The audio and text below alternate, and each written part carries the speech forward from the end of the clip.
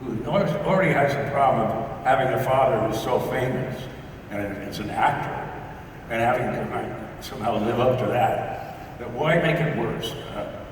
Why make a kid who's 7 say to himself, well, why is he kissing her like that? And why don't I get kissed? And why, all that stuff, which is hard for growing up children. My kids are great today because I think that part of that has helped. Chevy, great answer.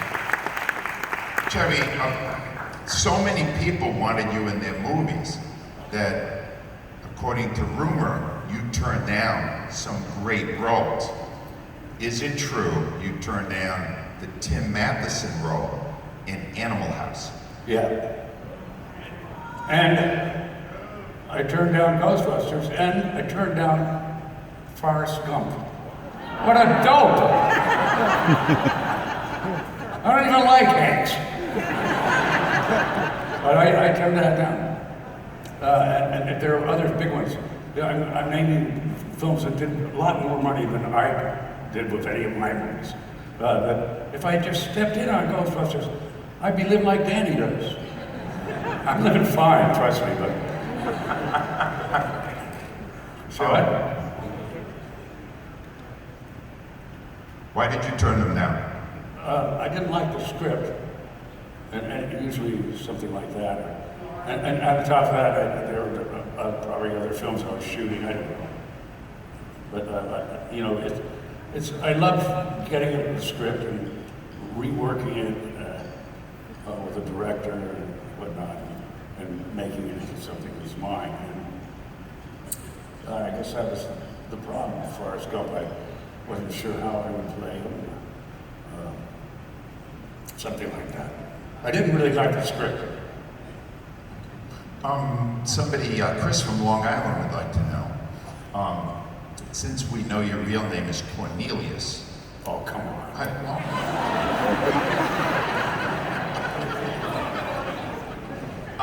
How did you end up Chevy?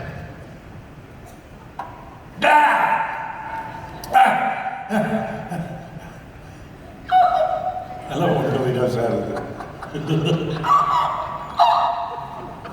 Oh, God.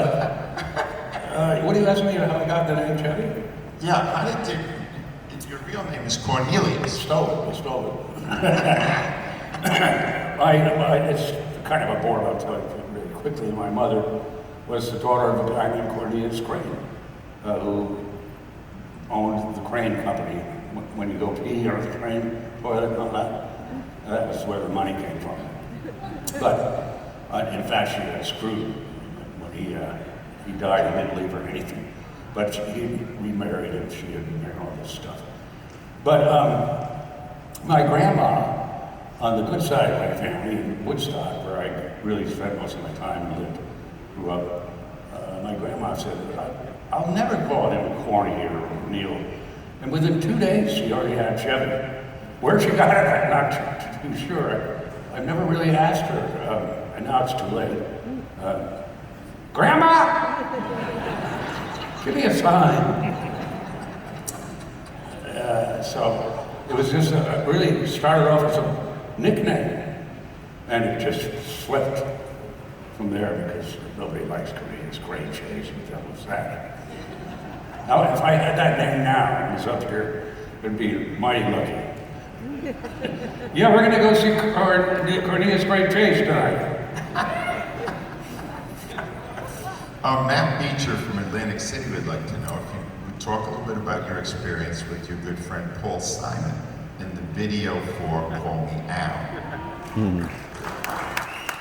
That was fun, and I love Paul. That was a great song too. Lauren and I were in East Hampton talking, and Paul had just about to release his, was it Graceland, the album, and Call Me Out. I think it was a Graceland. Anyway, Lauren said, why don't you guys do a video? You can do the scene. And so we just, within less than a week, we were at a great studio in New York City. I remember driving there and listening to the song on my way and learning it perfectly. So that on one take I had it. I mean, it just is something you can get into the rhythm of the way he does it. And it was a great little thing. I'll always be thankful that he let me do that, but nothing else.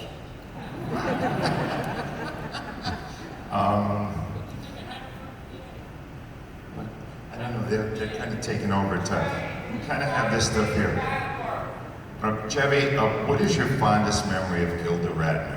Dennis C. wants to know from New York City. Gilda Radner. Where was getting these questions from? I didn't like Haverford. It's for children. It really is just overbearing and this sort of quote honor system that nobody pays any attention to anyway. I didn't like it. Next was over here was Gilda. Gilda. Yeah, Gilda. Well, she's just a delightful person, girl. And she actually went with Danny for a while and went with Billy for a while. Well, those two from the show. And I was very close to her. We'd walk a lot, you know, in the West Side, walk her around or something. But I never had any sexual thing with her. But she was just, really, when you watch her, remarkably, it looks so easy the way she does it. I mean, if you can imagine Belushi and Gilda, him playing the director, and she's in a movie, and he goes, cut! And then goes up and he just slaps the crap out of her, knocking her against the wall. It's just that's the way I want it to work, you know, quietly and nicely. Then let's do it again, take two, and just keep slapping her. Now, it's very hard to be slapped and not be slapped. They had it down, but she also used her whole body. She made it look like she'd been hit by a bomb or something. And she was just so sweet to everybody. Her big problem was food. And it was things like candy and gum. Endless from her first is more gum. That I think ultimately contributed to her early demise. It was just kind of terrible. Kelly from Philadelphia would like to know which of all the movies you made you enjoyed making the most. What the hell is this thing? Oh, it's my mic. Well, let's admit it. Fletcher's me, basically.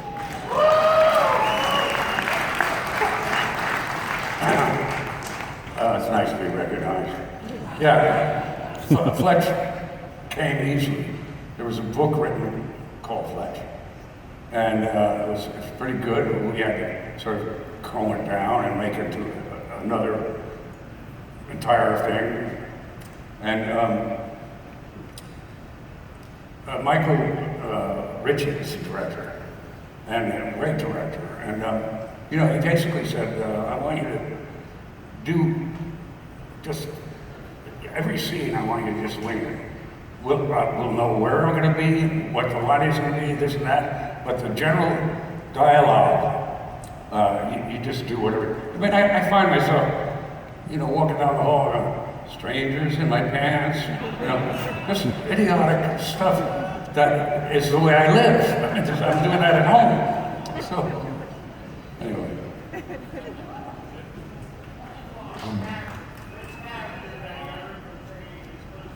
Right, the people are trying to take over here. I'm going to throw some names at you. Tell us what you think. I'm sorry, I can't. Right. Goldie Hawn. Yes. What was it like working with her on 2 different films? People were taking it. She was great.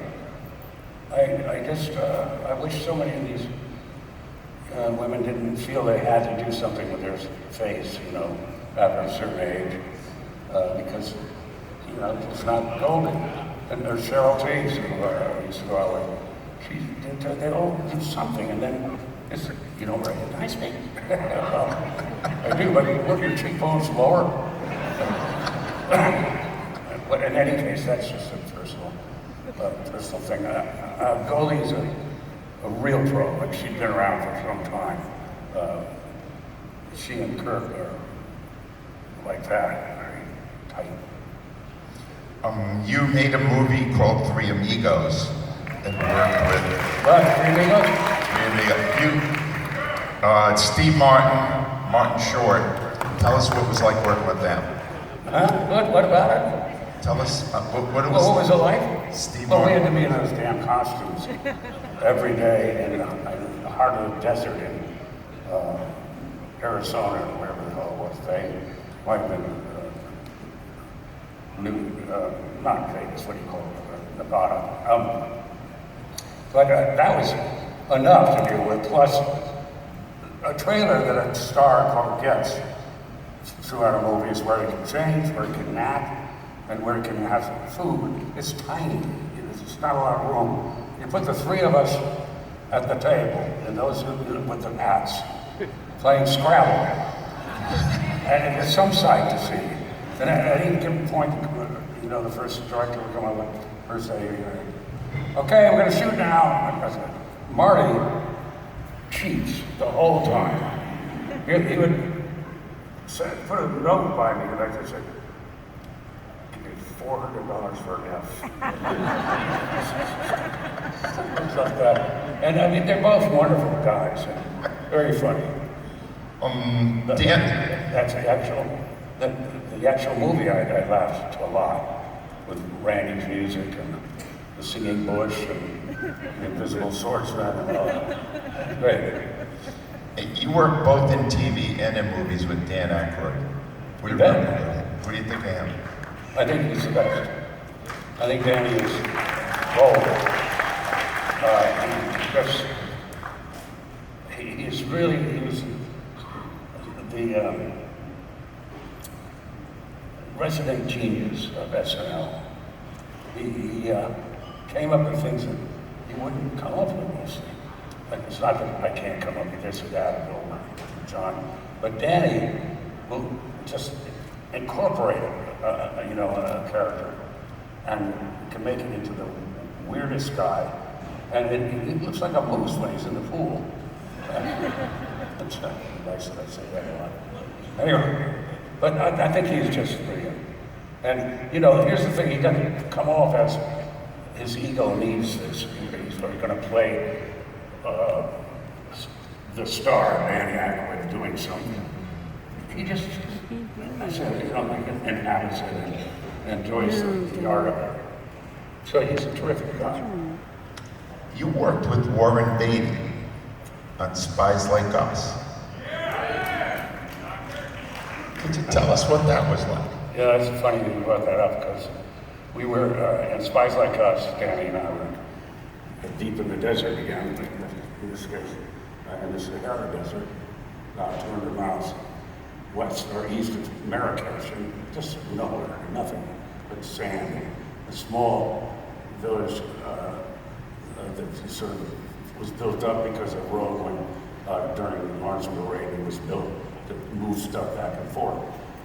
So it just existed for that. And when we went there, we shot a lot of stuff in the boonies, nowhere. And in the desert like that, there's nothing but sand. It's just, and Danny and I are on a camel. And behind us, of course, is where you're going to eat lunch, but nobody sees that. And we're on this camel, we're doing the scene, and all of a sudden I hear cut. And I look up, in the distance are two little heads coming up over these dunes, They're walking.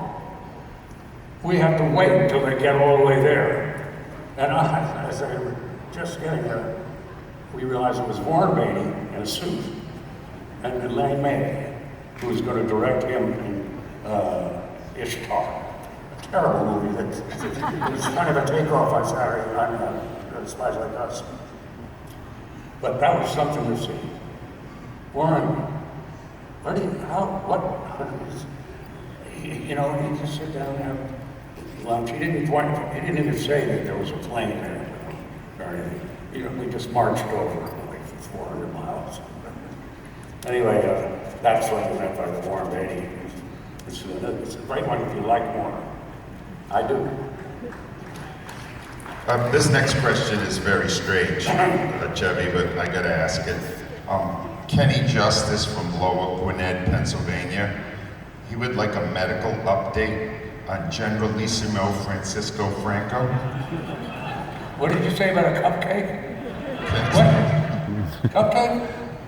Did you say cupcake? He would just like to know if Generalissimo Franco is still doing well. Oh. Yeah, that was the first thing I came up with the very first show on SNL as one of my lead stories. And the top of it is I'd seen 2 days in a row of headlines in like the Daily News and the Post or the Herald Tribune saying, Generalissimo Francisco Franco had died, is dead. So I just said, he's still dead. Generalissimo Francisco Franco is still dead. Next one, it stayed with me for years. It's trying to get away from me. Chevy, we just had one other thing. Yeah. When you were at Bard College, long time ago, Steely Dan! is it true that you developed some musical skills to the extent that you actually played with the members of Steely Dan? Yeah, as a drummer. We started the group there, me and John and Walter at college. They called it the Very Bad Jazz Band.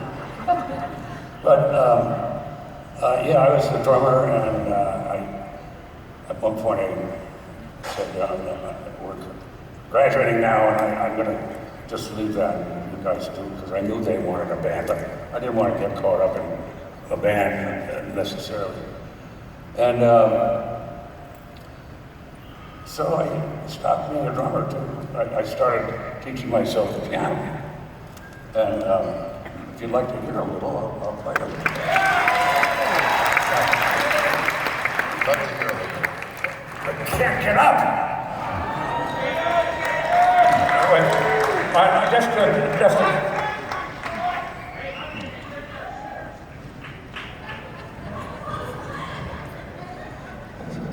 Isn't it fun when you invent something? Oh, God. Huh?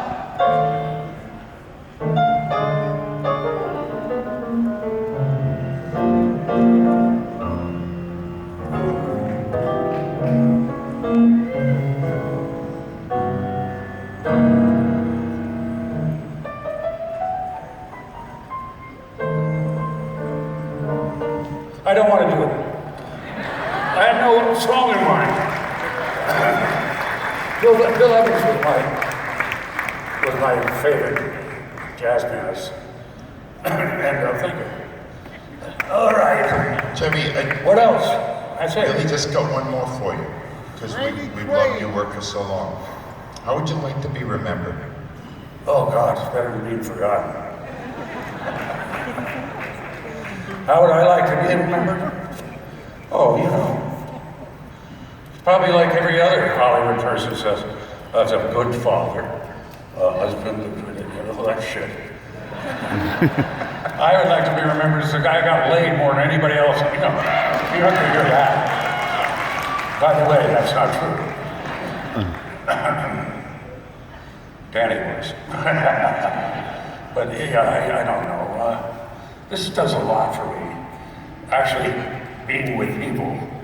You don't get to see your quote fans when you're making movies. You just don't go. You just know numbers. The numbers are good. The food, this, that. But to do this is such a treat. This is a real people, funny people too. I hope you know you'll always be loved as one of the greatest entertainers of our lifetime, Chevy. What's that? And we really thank you for this night. Yeah. All right. Ladies and gentlemen, Chevy Chase!